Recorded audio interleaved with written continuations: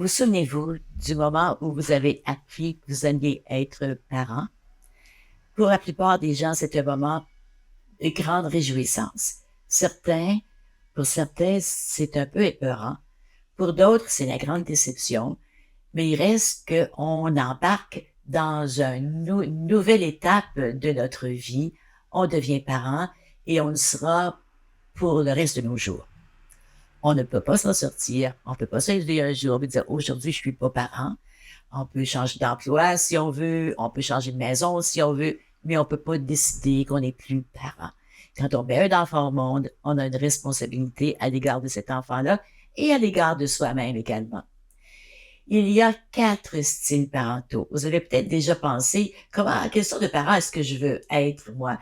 Mais la psychologie reconnaît 4 styles parentaux.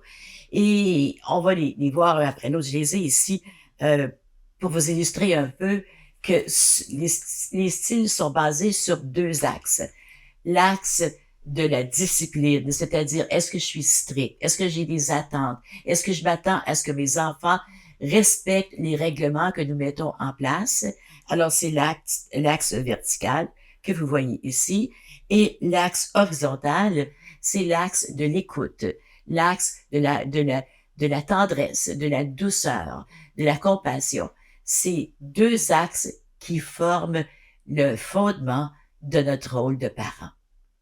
Donc, dans un style, il y a un style positif. Quand on parle de parentalité positive, on parle dans les styles selon la psychologie, le style démocratique. C'est pas vraiment démocratique. C'est pas l'idée que chaque décision doit être prise à la majorité.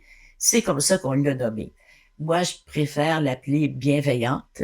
Je préfère l'appeler consciente, encore mieux que positive. Ben, utilisons les mots de la psychologie présentement.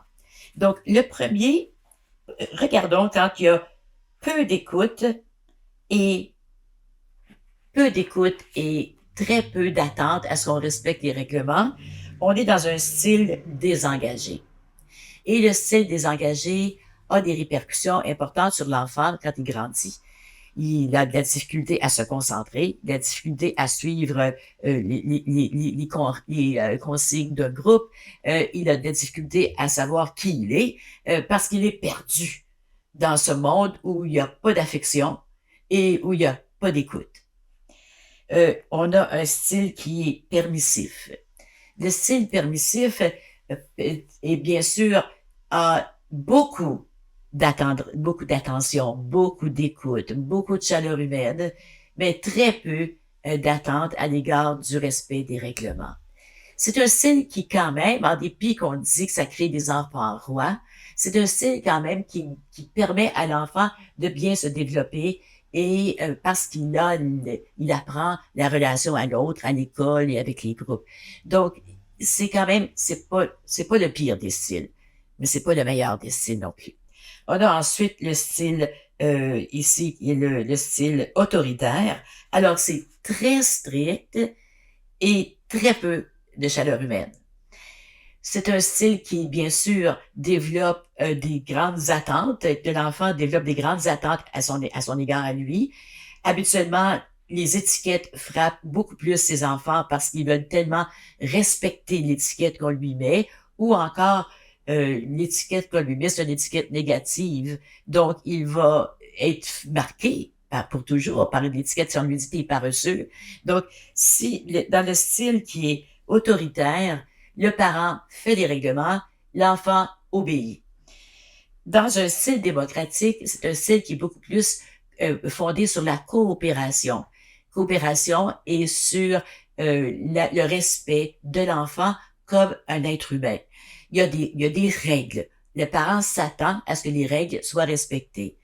Mais il y a également beaucoup d'amour, beaucoup de tendresse, beaucoup de chaleur humaine.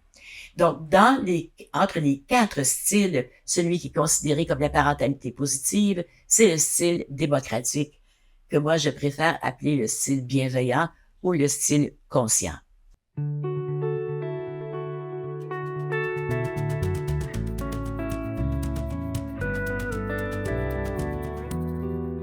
Pour plus d'informations ou pour participer aux ateliers offerts par la Maison Marie-Louise, rendez-vous sur notre site Internet.